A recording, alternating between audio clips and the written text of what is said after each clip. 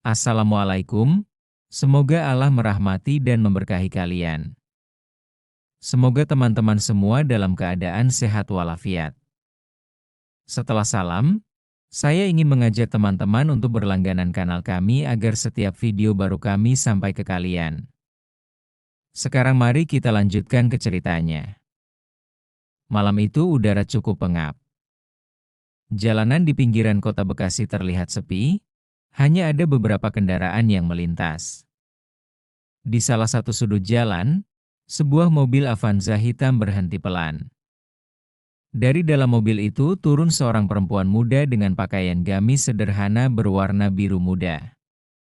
Wajahnya tertutup jilbab rapi, membawa tas kecil di bahunya. Dia adalah Ustadzah Aisyah, seorang pengajar di sebuah pesantren putri. Malam itu ia baru saja selesai menghadiri kajian di rumah salah satu jamaahnya dan berniat pulang. Dengan langkah hati-hati, ia menyeberangi jalan kecil menuju pangkalan ojek online yang biasanya menunggu. Namun, malam itu keadaan berbeda. Tidak ada satupun ojek online yang biasa mangkal. Yang ada justru 3 orang pria berbadan tegap, berseragam polisi lengkap, berdiri di dekat sebuah motor besar. Mereka seolah sengaja mengawasi setiap orang yang lewat. Salah seorang di antaranya, yang bertubuh paling besar dan terlihat paling berwibawa, menghampiri Aisyah. Dengan suara keras ia berkata, Mbak, malam-malam begini sendirian aja? Mana identitasnya? SIM, KTP, STNK. Ayo cepat tunjukkan. Aisyah terkejut. Maaf, Pak. Saya pejalan kaki, saya tidak bawa kendaraan. Saya baru pulang dari rumah jamaah. Ada apa? Ya, Pak. Namun polisi itu justru semakin arogan. Jangan banyak alasan. Malam-malam begini rawan. Banyak teroris nyamar jadi orang alim.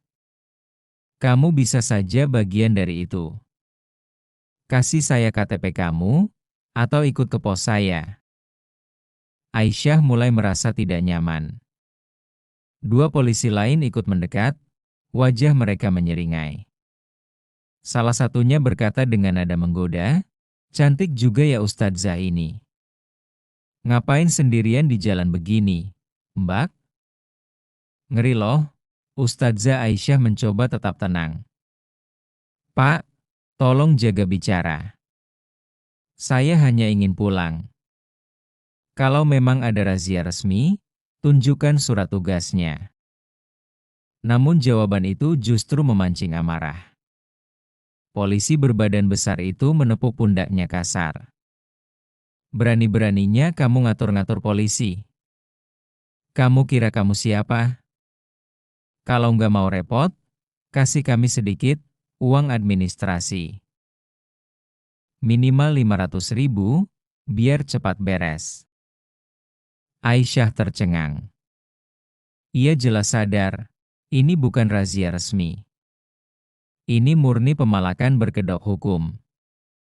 Namun di balik kesopanannya, Aisyah bukan orang sembarangan. Meski dikenal sebagai ustadzah yang lemah lembut, ia memiliki latar belakang berbeda. Ayahnya adalah seorang purnawirawan TNI yang sejak kecil melatihnya bela diri.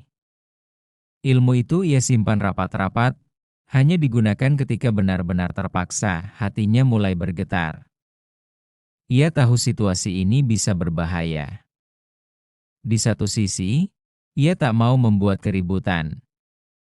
Di sisi lain, para polisi ini makin berani. Salah seorang bahkan berusaha menarik tas kecil yang ia bawa. Buka tasnya. Siapa tahu kamu bawa barang haram, katanya kasar. Aisyah menahan tasnya erat-erat. Suaranya tegas, Pak. Jangan seenaknya. Saya tidak melakukan kesalahan apapun. Kalau benar Bapak polisi, jalankan tugas sesuai aturan. Kalau terus begini, saya tidak akan diam saja. Ketiga polisi itu saling pandang. Wajah mereka berubah sinis. Yang berbadan besar mendekat, menatap Aisyah dari atas ke bawah, lalu mendesis, "Kalau kamu melawan, jangan salahkan kami kalau kamu nanti nggak bisa pulang dengan selamat." Suasana semakin mencekam. Jalanan sepi, tak ada saksi mata. Mereka merasa bisa berbuat apa saja. Tapi mereka sama sekali tidak tahu, malam itu justru akan menjadi malam terburuk dalam hidup mereka. Ketegangan di jalan kecil itu semakin terasa. 3 polisi yang sejak awal bersikap arogan kini berdiri mengurung Ustadzah Aisyah. Malam semakin larut, lampu jalan berkelip-kelip redup, dan suara kendaraan nyaris tak terdengar. Kondisi ini memberi ruang bagi mereka untuk berbuat semaunya. Polisi bertubuh besar yang sejak awal bersikap paling kasar mulai meraih lengan Aisyah. "Ikut saya ke pos jaga. Biar diperiksa dulu. Kalau nggak mau repot, kasih uang, selesai urusan." Tangannya mencengkeram erat. Ustadzah Aisyah terdiam sejenak, menarik napas panjang. Ia masih mencoba bersabar, karena sejak kecil ia diajarkan untuk tidak gegabah. Namun ketika genggaman itu semakin keras, membuat lengannya perih, kesabaran Aisyah sudah di ujung. "Lepaskan, Pak. Saya masih menghormati Anda sebagai aparat. Tapi kalau Anda berbuat sewenang-wenang, jangan salahkan saya." Suara Aisyah tenang, tapi nadanya tajam. Penuh keyakinan, 2 polisi lain yang melihat sikap itu justru menertawakan. "Wih, galak juga nih Ustadzah. Bro, jangan-jangan beneran dia ini ninja berseragam syar'i. Hahaha." Salah satunya mengejek sambil mendekat, hendak meraih tas Aisyah lagi. Detik itu, Aisyah mengambil keputusan. Ia melepaskan genggaman tangan polisi besar dengan teknik sederhana yang diajarkan ayahnya. Memutar pergelangan tangan ke arah luar, lalu menekan titik persendian. Polisi itu kaget, lengannya terlepas begitu saja. Apa-apaan kamu?" teriaknya dengan wajah marah, namun Aisyah tidak tinggal diam. Ia langsung mundur 2 langkah, mengambil posisi waspada. Matanya tajam, tubuhnya tegak. Meskipun mengenakan gamis, gerakannya luwes. "Cukup. Saya sudah memberi peringatan. Jangan pikir karena saya perempuan, saya bisa kalian perlakukan seenaknya." Ketiga polisi itu sempat terdiam. Mereka tidak menyangka gadis berjilbab yang tampak lembut ini bisa melepaskan diri dengan begitu cepat. Tapi rasa malu mereka lebih besar. Polisi besar itu merengut dan langsung melayangkan tamparan ke arah Aisyah, namun yang terjadi justru sebaliknya. Dengan refleks, Aisyah menunduk sedikit lalu menangkis tangannya. Dalam satu gerakan, ia menyikut tepat ke arah ulu hati polisi itu. "Buk!" Suara keras terdengar, tubuh polisi besar itu terhuyung ke belakang, napasnya tersengal. Ia memegangi perutnya sambil mengerang kesakitan. "Kurang ajar kamu. Berani melawan polisi." Melihat komandannya dipukul, 2 polisi lain sontak menyerbu bersamaan. Salah satunya mencoba menangkap pundak Aisyah dari belakang, sementara yang lain menendang ke arah kakinya. Aisyah bergerak cepat. Ia menunduk, meraih tangan polisi di belakangnya, lalu memutarnya hingga terdengar bunyi krek. Sendi terkilir. Polisi itu berteriak kesakitan dan terjatuh, yang satunya berhasil menendang. Namun Aisyah memiringkan tubuhnya dan menahan tendangan itu dengan lututnya. Seketika ia melakukan gerakan sapuan, membuat polisi itu kehilangan keseimbangan dan jatuh tersungkur ke aspal. Suasana hening seketika. 3 polisi arogan yang tadinya merasa berkuasa kini terkapar di jalan. Nafas mereka terengah-engah, wajah penuh amarah bercampur rasa malu. Sementara itu, Aisyah berdiri tegak dengan tenang. Meski jantungnya berdegup kencang, sorot matanya menunjukkan keberanian yang tidak main-main. "Sekarang dengarkan baik-baik," ujar Aisyah dengan suara tegas. Saya tahu kalian polisi. Tapi apa yang kalian lakukan ini bukan tugas negara, melainkan perbuatan memalukan. Malam ini saya masih melepaskan kalian. Tapi kalau kalian masih berani mengulangi, saya pastikan nama kalian tercoreng di mata atasan. Polisi besar itu masih memegangi perutnya, berusaha bangkit sambil terengah. Wajahnya merah padam. Dasar perempuan lancang. Kamu kira kamu siapa? Aisyah menatap tajam. Saya bukan siapa-siapa. Hanya seorang ustadzah yang berusaha pulang dengan selamat. Tapi jangan pernah remehkan orang yang berusaha menjaga kehormatan dirinya. Ucapan itu menusuk. Polisi besar itu hendak maju lagi, namun salah seorang temannya yang masih kesakitan menahan lengannya. Udah, jangan dulu. Ada orang lewat, dan benar saja, dari kejauhan, lampu motor mulai mendekat. Beberapa warga yang sedang pulang dari warung juga terlihat di ujung jalan. Situasi tidak lagi aman bagi mereka untuk melanjutkan aksinya. Mau tak mau, ketiga polisi itu mundur perlahan. Namun sorot mata mereka jelas menyimpan dendam. Sementara Aisyah tetap berdiri, berusaha tenang meski tubuhnya sedikit gemetar. Malam itu, ia sadar satu hal, masalah ini belum selesai. Malam itu akhirnya Ustadzah Aisyah bisa melanjutkan perjalanan pulang dengan hati-hati. Warga yang kebetulan lewat sempat menatap heran, karena melihat tiga polisi yang tadi bersikap arogan kini terlihat kacau, ada yang memegangi perut, ada yang pincang, ada yang wajahnya tegang menahan malu. Namun mereka buru-buru berlaga seolah tidak terjadi apa-apa, lalu pergi menggunakan motor besar mereka. Aisyah tidak menceritakan kejadian itu pada siapapun malam itu. Ia memilih diam, beristighfar, dan menyerahkan segalanya kepada Allah. Namun dalam hatinya ia sadar, peristiwa tersebut tidak akan berakhir begitu saja. Orang-orang arogan jarang mau menerima kekalahan, apalagi jika dikalahkan oleh seorang perempuan yang mereka remehkan. Keesokan harinya di sebuah kantor kecil milik kepolisian sektor setempat, tiga polisi itu berkumpul. Wajah mereka masih penuh amarah. Polisi berbadan besar, yang diketahui bernama Bribka Jaya, membanting meja sambil berkata keras, "Tidak bisa. Harga diri kita diinjak-injak sama cewek itu.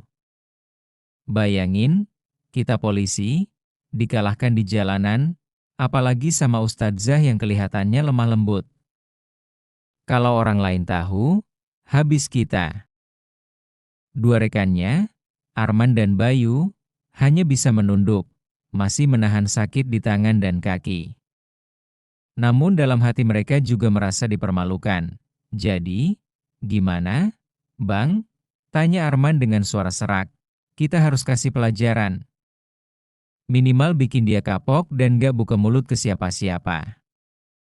Kalau perlu, kita jebak dengan kasus. Kita kan punya wewenang," jawab Jaya penuh dendam. Ketiganya lalu menyusun rencana. Mereka akan mencari tahu aktivitas Ustadzah Aisyah, lalu menghadangnya lagi, kali ini dengan cara lebih licik, menuduhnya membawa barang ilegal. Dengan begitu, mereka bisa mempermalukan Aisyah di depan umum. Di sisi lain hari itu, Aisyah kembali mengajar di pesantren putri. Santri-santri menyambutnya dengan senyum. Tidak ada yang tahu kejadian semalam. Aisyah tetap bersikap tenang, mengajarkan Al-Quran dengan penuh kelembutan. Namun di balik senyumannya, pikirannya masih teringat pada tatapan penuh dendam para polisi semalam. Saat jam istirahat, salah satu pengurus pesantren, Bu Nyai Salmah, menegur Aisyah, "Ustadzah, wajahmu terlihat pucat. Ada masalahkah?" Aisyah tersenyum tipis. "Tidak, Bu Nyai. Hanya sedikit lelah." Ia tidak ingin membebani orang lain dengan masalah pribadinya. Namun di dalam hati, ia mulai mempertimbangkan, Apakah perlu melaporkan kejadian semalam kepada pihak yang lebih tinggi? Malam berikutnya benar saja, ketiga polisi itu kembali muncul. Kali ini mereka tidak sendiri. Ada sebuah mobil patroli resmi yang mereka bawa, lengkap dengan lampu rotator menyala, agar terlihat seolah mereka sedang melaksanakan tugas sah. Mereka sengaja menunggu di jalan yang biasa dilalui Aisyah sepulang dari mengajar. Sekitar pukul 9 malam, Aisyah berjalan pulang dengan langkah tenang. Ketika sampai di tikungan, tiba-tiba mobil patroli itu berhenti mendadak di depannya. Lampu sorot diarahkan tepat ke wajahnya. "Berhenti kamu!" Suara keras terdengar. Dari mobil itu keluar Bribka Jaya dan kedua rekannya, kali ini dengan gaya lebih meyakinkan. Seolah sedang menjalankan razia, wajah Aisyah menegang. Ia tahu, mereka kembali lagi. "Ada apa lagi, Pak?" Tanyanya dingin. Jaya tertawa sinis. "Kali ini kamu nggak bisa ngeles. Kami dapat laporan ada perempuan mencurigakan membawa barang terlarang. Dan wajahnya mirip kamu. Itu tuduhan tidak berdasar." "Saya baru saja mengajar di pesantren," jawab Aisyah dengan nada sabar. "Buka tasmu." "Kalau enggak, kami angkut kamu ke kantor," bentak Bayu sambil mendekat. Aisyah menahan tasnya. "Kalian tidak punya surat perintah resmi. Kalau saya dibawa tanpa alasan jelas, itu penculikan." Keributan itu mulai menarik perhatian warga sekitar. Beberapa pedagang yang masih buka malam itu menghentikan aktivitasnya, melihat dari jauh. Jaya semakin marah. Ia sengaja berteriak keras agar warga mendengar. "Warga, saksikan. Perempuan ini menolak diperiksa. Ada kemungkinan dia bawa narkoba atau barang berbahaya." Aisyah tercekat. Tuduhan itu bisa menghancurkan nama baiknya. Santri, jamaah, dan masyarakat akan langsung menilai buruk. Namun sebelum ia sempat menjawab, seorang pemuda yang sejak tadi mengamati maju ke depan. Tubuhnya tegap, wajahnya serius. Ia mengenakan jaket sederhana, tapi sorot matanya tajam. "Sebentar, Pak. Saya tahu beliau. Beliau ustadzah di pesantren dekat sini. Beliau orang baik." "Jangan asal menuduh tanpa bukti," ucap pemuda itu lantang. Warga lain mulai berbisik-bisik, beberapa bahkan mendekat.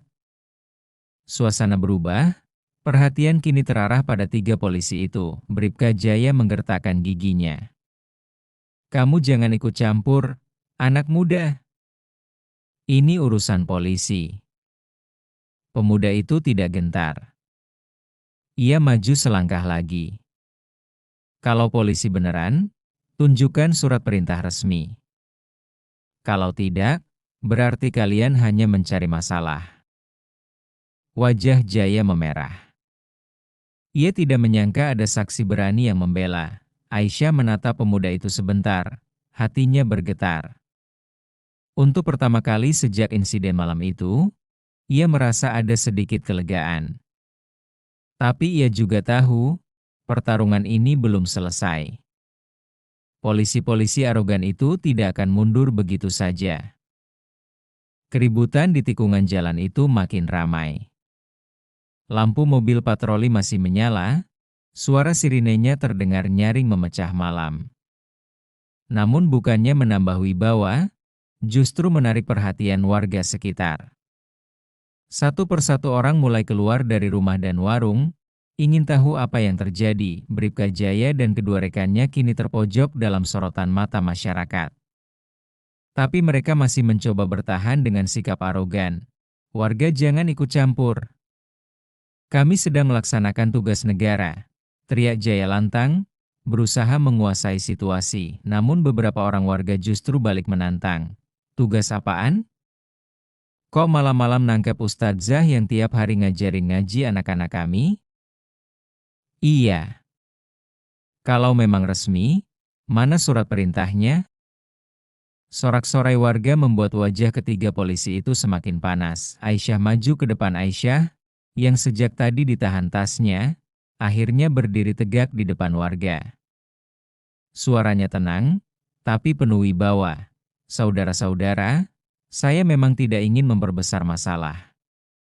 Tapi ketiga orang ini sudah berbuat seenaknya sejak beberapa malam lalu. Mereka mengaku polisi, tapi meminta uang dan memaksa saya dengan ancaman. Warga mulai gaduh. Astagfirullah, polisi kok gitu?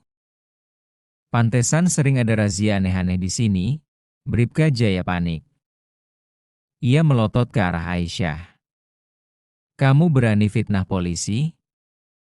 Hati-hati, bisa panjang urusannya. Aisyah balik menatap dingin. Bukan fitnah. Kalau berani, mari kita buktikan. Saya punya saksi. Rahasia terbongkar saat itu, pemuda yang tadi membela Aisyah melangkah maju. Dengan lantang ia memperkenalkan diri. Nama saya Raffi. Saya anggota Intel Kodim yang ditugaskan memantau keamanan wilayah ini. Sejak beberapa hari terakhir, saya memang mengawasi laporan warga soal polisi nakal yang sering memalak. Dan malam ini, kebetulan saya menyaksikan langsung. Warga terperangah. Bisik-bisik makin riuh, ya Allah, ternyata beneran ada oknum ya, pantas aja arogan banget. Bribka Jaya mendadak pucat. Ia berusaha menyangkal. Hei, jangan asal ngaku-ngaku. Kamu mana buktinya kalau kamu Intel? Raffi dengan tenang mengeluarkan kartu identitas khusus dari sakunya. Ia tunjukkan sekilas pada warga. Seketika suasana berubah. Warga bersorak mendukung. Wah, ternyata betul. Syukurlah ada aparat beneran di sini. Kini posisi benar-benar berbalik. Pecahnya amarah warga melihat kebenaran terbongkar. Warga yang sejak lama kesal karena sering dirazia tak jelas oleh polisi-polisi itu mulai bereaksi. Beberapa bapak-bapak mendekat, menuding ke arah mereka. Kalian yang selama ini suka berhentiin motor orang terus minta duit, ya? Dasar nggak tahu malu. Seragam dipakai buat malak. Ketegangan memuncak. Bribka Jaya kehilangan kesabaran. Dalam kepanikan, ia berusaha menarik pistol dari pinggangnya, mencoba menakuti warga, namun secepat kilat, Aisyah bergerak. Ia menyambar tangan Jaya sebelum pistol terarah. Dengan teknik kuncian pergelangan, ia membanting tangannya ke samping, bruk. Pistol jatuh ke tanah, suara logamnya memantul keras. Gerakan itu mengejutkan semua orang. Warga bersorak histeris, Masya Allah, Ustadzah jago silat. Pantesan tadi bisa ngelawan. Jaya berteriak kesakitan, tangannya terkilir. Arman dan Bayu berusaha menolong, tapi Raffi segera maju. Dengan keahlian militernya, ia melumpuhkan keduanya hanya dalam hitungan detik. Kini ketiga polisi arogan itu terkapar di aspal, dikelilingi warga yang bersorak marah. Akhir yang memalukan tak lama, suara sirine lain terdengar. Mobil patroli resmi dari Polres tiba, dipimpin langsung oleh seorang perwira. Rupanya Raffi sebelumnya sudah menghubungi komandannya. Perwira itu turun, wajahnya tegas. Ia melihat kondisi bawahannya yang babak belur, lalu mendengar kesaksian warga dan Aisyah. Tanpa banyak bicara, ia langsung memberi perintah, tangkap mereka. Bawa ke kantor. Kita proses malam ini juga. Ketiga polisi itu hanya bisa tertunduk malu saat borgol mengikat tangan mereka. Warga bersorak lega, beberapa bahkan berteriak, hidup Ustadzah Aisyah. Hidup aparat bersih. Aisyah hanya menghela napas panjang. Tubuhnya lelah, tapi hatinya lega. Ia tidak pernah berniat mencari masalah, apalagi melawan aparat. Namun malam itu ia membuktikan satu hal. Kezaliman tidak boleh dibiarkan. Raffi menghampirinya, memberi hormat kecil. Terima kasih, Ustadzah. Kalau tadi tidak ada keberanian dari Anda, mungkin warga tidak tahu siapa mereka sebenarnya. Aisyah tersenyum tipis. Saya hanya berusaha menjaga diri. Sisanya, Allah yang menolong. Malam itu berakhir dengan keadilan. Polisi arogan yang selama ini berbuat sewenang-wenang akhirnya tumbang di tempat, bukan oleh senjata, tapi oleh keberanian seorang ustadzah cantik yang menjaga kehormatannya dengan iman dan keberanian. Keributan di tikungan jalan itu makin ramai.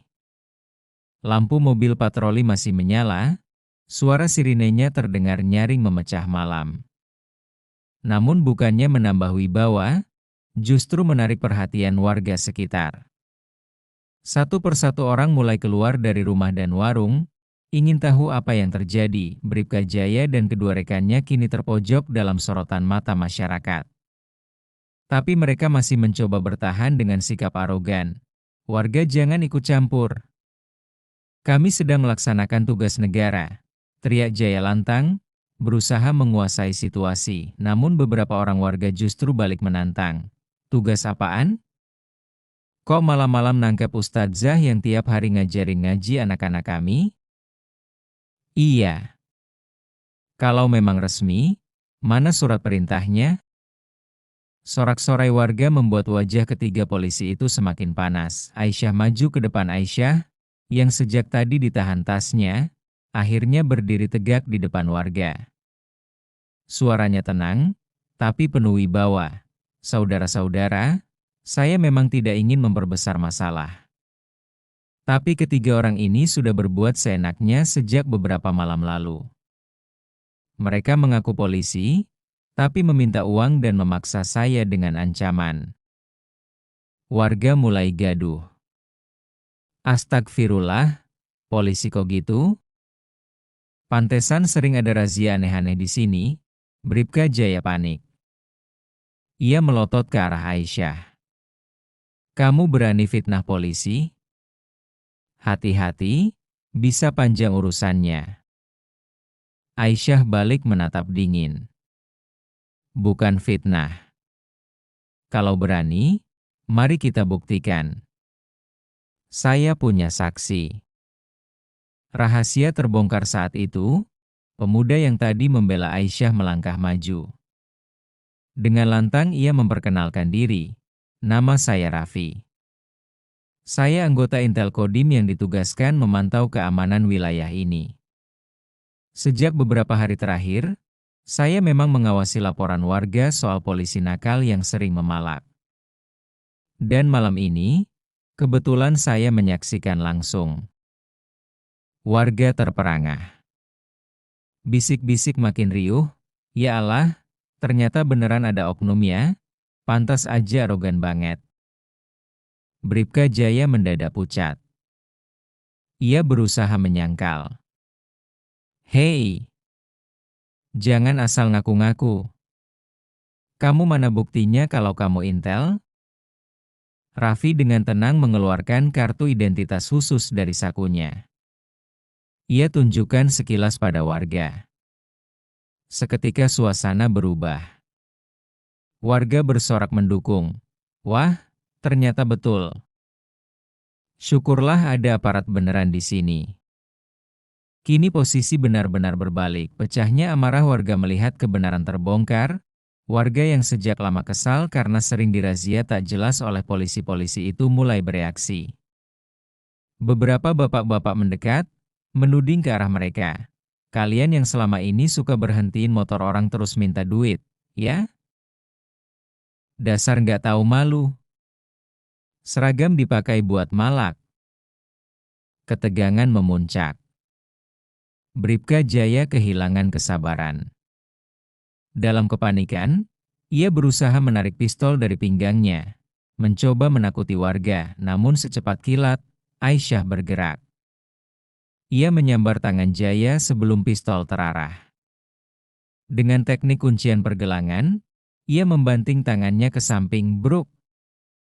Pistol jatuh ke tanah, suara logamnya memantul keras. Gerakan itu mengejutkan semua orang. Warga bersorak histeris, "Masya Allah, Ustadzah jago silat.